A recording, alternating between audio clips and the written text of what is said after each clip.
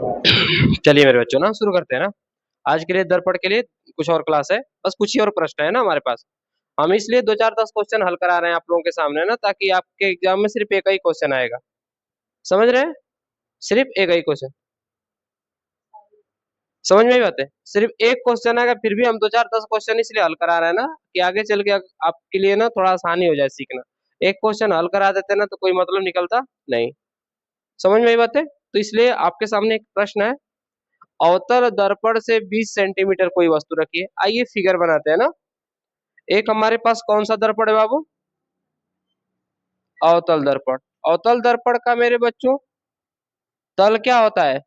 दबा हुआ तल चिकना होता है, और उभरा हुआ तल क्या होता है? पॉलिश किया हुआ, है ना। आइए, बीच में हम एक रेखा खींचते हैं जिसको हम लोग कहते हैं मुख्य अक्ष। क्या कहते हैं? और यह दर्पण जिधर घुमा होता है ना, उधर ही उसका फोकस होता है। तो मान लीजिए दर्पण की फोकस दूरी यहाँ पे, फोकस दूरी। अब फोकस दूरी हमें पता नहीं है, फोकस दूरी हमें पता नहीं है। कह रहा है कि दर्पण से कितने सेंटीमीटर दूर? 20 सेंटीमीटर दूर वस्तु रखी है। हम ये अभी नहीं कह सकते मेरे बच्चों ने। अच्छा, वास्तविक प्रतिबिंब दे दिया है ना, इसका मतलब ना कि फोकस हमेशा क्या रहेगा? वस्तु की दूरी से कम। देखिए, प्रतिबिंब को क्या कहा है? वास्तविक। क्या कहा है? वास्तविक। वास्तविक का मतलब होता है ना, जिधर वस्तु रखी होगी उधर ही प्रतिबिंब बनेगा। तो मेरे बच्चों प्रतिबिंब इधर ही बन रहा है, इसका मतलब इसके अवतल दर्पण के कितने केसेस थे बताइए ना? 6। कितने केसेस थे? 6। 5 केसेज में कैसा प्रतिबिंब बन रहा था? सिर्फ एक केस ऐसी थी, छठवीं हमारे पास, जब वस्तु कहाँ रखी जाती थी? यह हमारे पास मुख्य पोल है, ध्रुव, है ना। कौन सा बिंदु है? ध्रुव बिंदु। वह बिंदु जिसे हम ना इस तरह से एक और रेखा खींचेंगे तो चतुर्थांश के आधार पर बांटा जा सकता है। अब कह रहा है कि अगर पोल और फोकस के बीच कोई वस्तु रखी होगी ना, तो प्रतिबिंब वास्तविक नहीं, कैसा बनेगा? आभासी और सीधा। लेकिन 5 केसेस ऐसे हैं। 5 केसेस का मतलब थोड़ा सा याद करिए एक बार आप लोग। जब वस्तु कहाँ रखी हो? अनंत पे। जब वस्तु कहाँ रखी हो तो प्रतिबिंब बनेगा फोकस पर। प्रतिबिंब कहाँ बनेगा? जब वस्तु अनंत पे, प्रतिबिंब। पहली केस समझ में आ गई।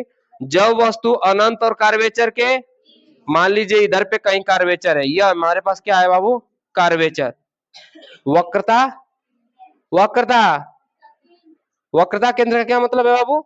वक्रता केंद्र का हमारे पास यह मतलब है कि यह किसी भी गोलीय दर्पण की वक्रता त्रिज्या के 1.5 गुना होता है। फोकस का दुगुना।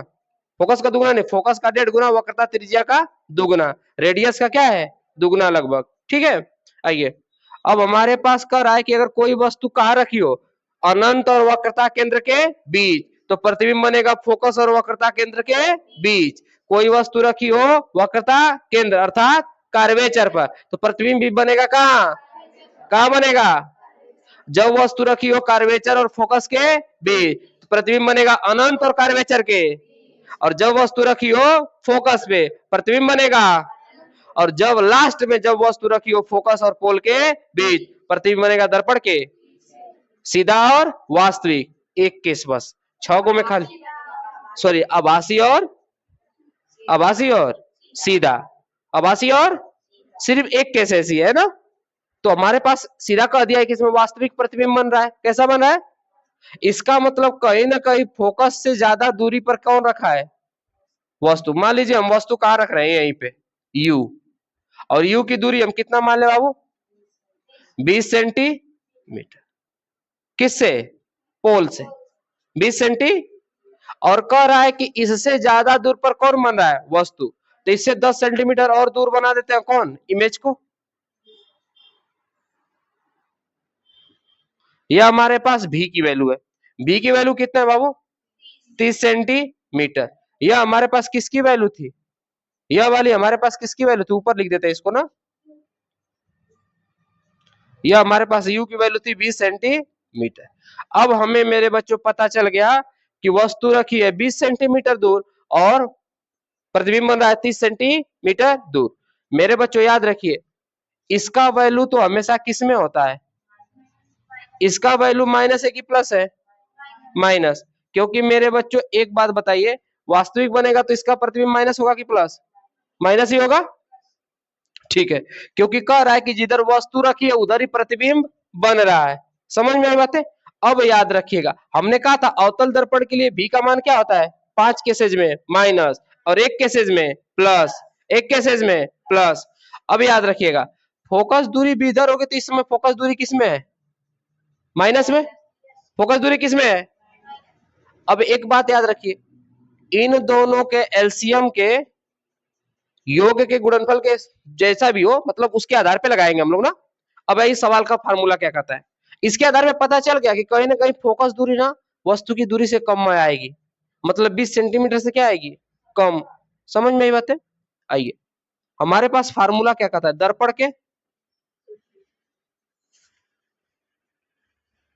दर्पण के सूत्र से। आइए, 1/के F इजकल टू 1/के B माइनस 1/के माइनस की प्लस, प्लस है ना। आइए, 1/के F बराबर क्या हो गया, 1/के माइनस का प्लस 1/के माइनस का। आइए, 1/के F बराबर क्या हो गया, 1/के माइनस का माइनस 1/के 30। B का मान 30 है, इसका मान क्या है 20। कोई दिक्कत होती तो नहीं, कोई दिक्कत होती तो नहीं, हम इधर का उधर करते तभी कोई दिक्कत। आइए, 1/के F क्या हो गया बाबू हमारे पास, 1/के F बगे 20 और 30 का लसा लेंगे कितना आएगा, 20 त्याई, अरे 30 दुना के और 20 त्याई बराबर, देखिए 1/के F बराबर क्या हो गया, माइनस का 5/के, माइनस का 5/के, कट गया कि नहीं कट गया, 1/के माइनस का 12, 1/के F बराबर माइनस का 12, 1/के 12, ठीक ना। अब एक बराबर यदि एक है मतलब अंश बराबर अंश होगा तो हर बराबर, तो F बराबर कितना आ गया, माइनस का 12 सेंटी। यही तो आसान सा सवाल था, आसान था ना, नोट कर लीजिए। चलिए आइए देखते हैं ना अगला क्वेश्चन। अगला क्वेश्चन हमारे पास है, एक अवतल दर्पण की फोकस दूरी F की वैल्यू क्या है, दिया है, पहले सवाल में लिख लेंगे, दिया है, क्या क्या है बाबू बताइए ना, दिया है F, F की वैल्यू किसमें दी हुई है, 25 सेंटीमीटर। चूंकि दर्पण कैसा है, अवतल, दर्पण कैसा है, इसलिए यह किसमें होगा, किसमें होगा, याद रखिएगा। दूसरा, दर्पण से वस्तु की दूरी U की वैल्यू कितनी दी हुई है, U की वैल्यू कितना है, और ये पता है आपको हमेशा किसमें होता है। अच्छा, किसकी वैल्यू निकालनी है, कि यही तो प्रतिबिंब की स्थिति, तभी तो बताएंगे हम कैसा हो रहा है। आइए, दर्पण के हाल में क्या लिखेंगे, दर्पण के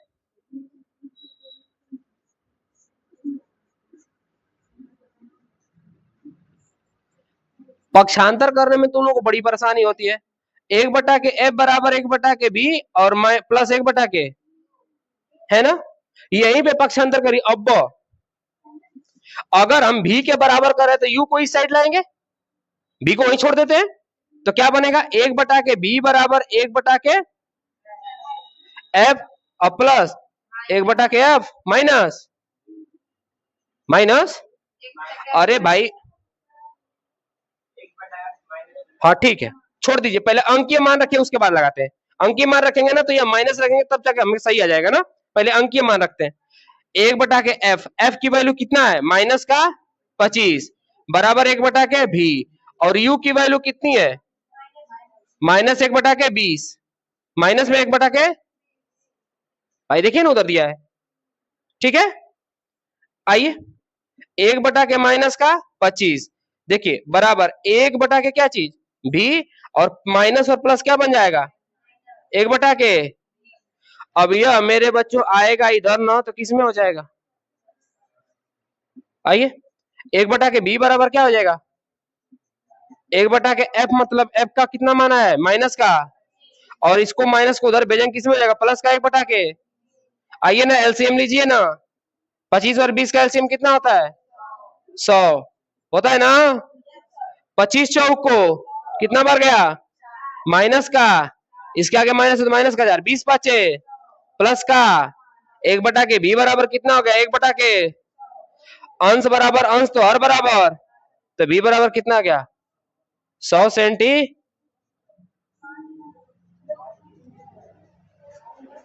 कितने सेंटीमीटर 100 सेंटीमीटर। अब एक हमको बात बताइए, अगर प्रतिबिंब की दूरी दर्पण से कितने सेंटीमीटर है 100, इसका मतलब अगर स्थिति बताना है तो मेरे बच्चों यहां पे प्रतिबिंब कैसा बनेगा बताइए, आभासी की वास्तविक। इसको जानने के लिए याद रखिएगा, अगर आपको लिखना है यहीं पे लिख देते हैं ना, अगर आभासी होगा, क्या होगा आभासी, तो इसका मतलब सीधी सी बात है f इज ग्रेटर देन,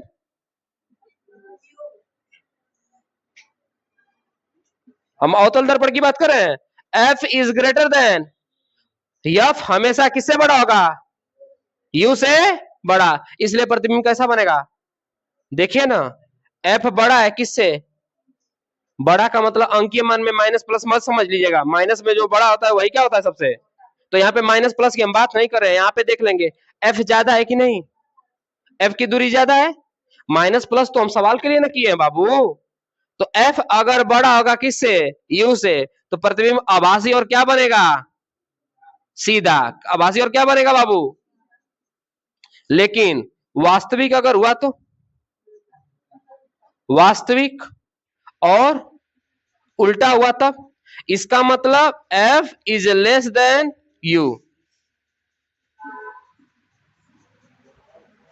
छोटा सा सवाल और यह सभी के लिए काम आएगा, ये समझ लीजिए, आपको बिना क्वेश्चन लगाए ही बता देंगे प्रतिबिंब की स्थिति, बस भी की वैल्यू आप नहीं निकाल पाएंगे जब तक सवाल नहीं लगाएंगे, स्थिति तो बस इसी को देख के बता देंगे, आप बता देंगे कि नहीं बता देंगे, और ऐसा कोनो स्कूल में मिल जाए और कोनो बता दे, वीडियो बनाना छोड़ देंगे, पढ़ाना नहीं छोड़ेंगे कोई भी।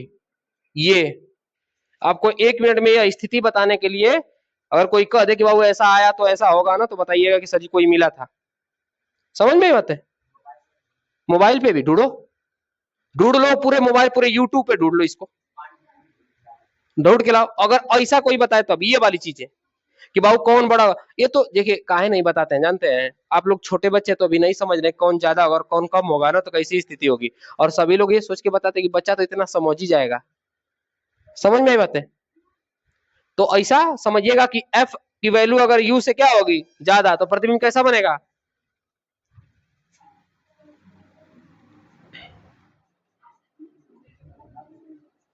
यह दो चीजें आपके लिए थी ना बाबू, यह इससे रिलेटेड था और यह इससे, ठीक है, समझ में आई बात। अब यहां से आप वैसा ही नेचर बता देंगे, नहीं बता देंगे, अच्छा बताइए ना, सवाल में यही दिया था ना, ए बच्चों सोने बेटा सिमी, सवाल में यही दिया था ना, f ज्यादा है किससे, तो सीधे सीधे कह देंगे प्रतिबिंब कैसा होगा आभासी, और अब सवाल में भी की वैल्यू तो हमें निकालनी ही पड़ेगी ना, लेकिन हम सीधे सीधे हम इसकी स्थिति बता सकते हैं, प्राकृति बता सकते हैं, वास्तविक और जब वास्तविक और सीधा होगा तो वस्तु से क्या होगा, सॉरी आभासी और सीधा होगा तो वस्तु से क्या होगा, वस्तु से, लेकिन इस वाले केसेस में कभी छोटा होगा और कभी, ठीक है, कोई दिक्कत है क्या, कोई दिक्कत नहीं, बी की वैल्यू कितनी आ गई 100 सेंटी।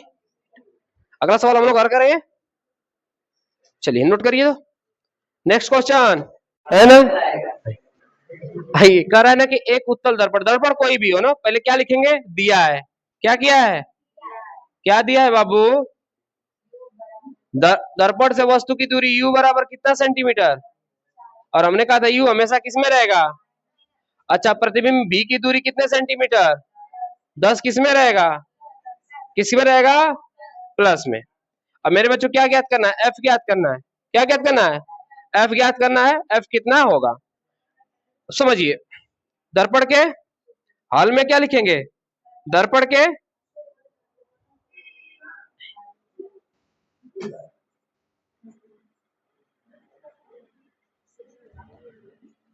सभी लोग आ गया है, लाडली आ गया, हो गया, चलिए 1/के f इजिकल टू 1/के v प्लस 1/के, अब इधर का उधर करिए कोई दिक्कत नहीं, एक बटा के एफ इजिकल टू क्या होगा बाबू, एक बटा के बी की वैल्यू कितनी है 10, एफ की वैल्यू कितनी है, तो हम प्लस का रखते हैं और एक बटा के माइनस का क्या रख देते हैं, कोई दिक्कत है क्या।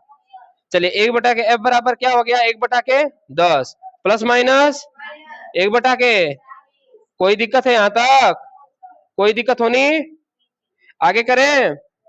एक बटा के एफ इज इक्वल टू, दोनों का लसा लेंगे कितना होगा पता है, 10 चौक को और 40 एक कम, देखिए आइए तो एक बटा के एफ इजकल टू 3 बटा के, है ना, तो बताइए काट देंगे ना कि एफ बराबर क्या कर देंगे 40 बटा के, 40 बटा के, भाई इसको पलट देंगे तो इसको भी क्या कर देंगे, पलट देंगे ना, इसको ऊपर लेके जाए तो इसको भी क्या करेंगे, तो जो ऊपर वाला कहां चलाएगा, काट देंगे ना, 40 से कम 40, 40 13 39 ना, 13.33 काटेंगे कैसे रे बाबू, वैल्यू फ्रैक्शन में नहीं लानी होती है ना, वैल्यू भिन्न में नहीं लानी है ना, हमें अंकीय मान में लानी है ना, एक इंटीजर में, इंटीजर ना एक संख्या में लानी है और भिन्न में नहीं, कोई दिक्कत है यहाँ तक, कोई दिक्कत नहीं है। यहाँ पे एक चीज बताया जा रहा है कि यह वैल्यू पॉजिटिव में होगी, किसमें होगी, ठीक ना। चलिए लेंस पढ़ा दिए हैं, ऐसे बकुलिया कूदती क्यों अरे बाबू, नहीं लगाएंगे तो बताइएगा, पिछले साल नहीं पढ़ाया था, तुम थी पिछले साल, इनको ना कुछ भी पता होता नहीं है, इसी तरह बायोलॉजी में करे ये नहीं पढ़ाए वो नहीं पढ़ाए, सब पढ़ा दिए, कहती है ये नहीं पढ़ाए वो नहीं पढ़ाए।